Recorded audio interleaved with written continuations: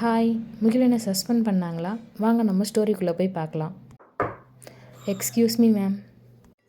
வாங்க சார், எப்படி இருக்கீங்க? உட்காருங்க சார். உட்காருங்க மேம். நல்லா இருக்கோம் மேம். நீங்கள் எப்படி இருக்கீங்க? உங்கள் ஃபேமிலியில் எல்லோரும் எப்படி இருக்காங்க?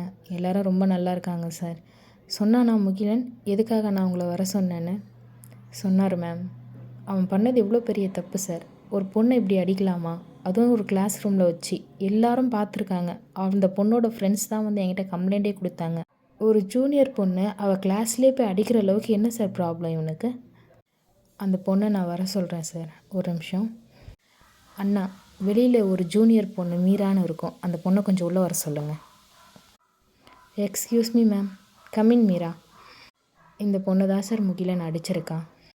சொல்லு மீரா, எதுக்காக உன்னை முகிலன் வந்து அடித்தான்? மேம், சீனியர் என்னோடய ஃப்ரெண்ட் மேம். அவர் என் நல்லதுக்கு தான் மேம் எல்லாம் சொல்லுவார். அவர் சொன்னது எல்லாமே எனக்கு புரிஞ்சுது. பட் அவரை டீஸ் பண்ணோன்னு நினச்சேன். அதில் அவர் கோவம் ஆயிட்டார் மேம். அவ்வளோதான் மேம். மற்றபடி எனக்கும் அவருக்கும் எந்த பிரச்சனையும் இல்லை. அவர் என்னோடய பெஸ்ட்டு ஃப்ரெண்ட் மேம். என் ஃபேமிலியில் இருக்கிறவங்க யாராவது என்னை அடித்தா நான் கோச்சிக்கவும் மாட்டேன், எங்கேயும் போய் கம்ப்ளைண்ட்டும் பண்ண மாட்டேன். அப்படி தான் மேம். என்னை பொறுத்த வரைக்கும் சீனியர் என்னோடய ஃபேமிலியில் ஒரு பர்சன் தான். ப்ளீஸ் மேம், இந்த விஷயத்தை அப்படியே விட்டுருங்க. ஹோ, இவ்வளோ சொல்கிறீங்க. இப்போ நான் உங்கள் சீனியரை சஸ்பெண்ட் பண்ணால் என்ன பண்ணுவீங்க? நான் கம்ப்ளைண்ட் பண்ணணும் மேம். நான் கம்ப்ளைண்ட் பண்ணால் தானே நீங்கள் சஸ்பெண்ட் பண்ண முடியும். தேவைப்பட்டால் சீனியர் என்னை அடிக்கலன்னு நான் போய் கூட சொல்லுவேன் மேம். பார்த்தீங்களா சார் எவ்வளோ சப்போர்ட் பண்ணுறான்னு?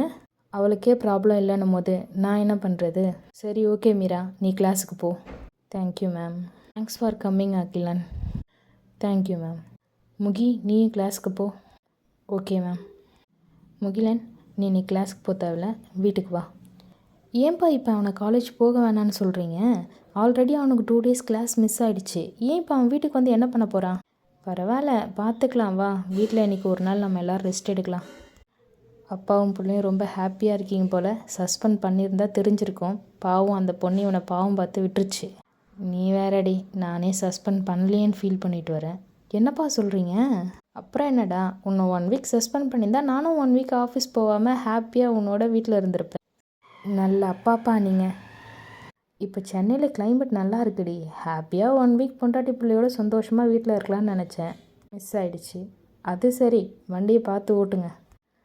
அகிலன் எதுக்காக முகியை வீட்டுக்கு கூட்டிகிட்டு வராரு? நாளைக்கு பார்க்கலாம்.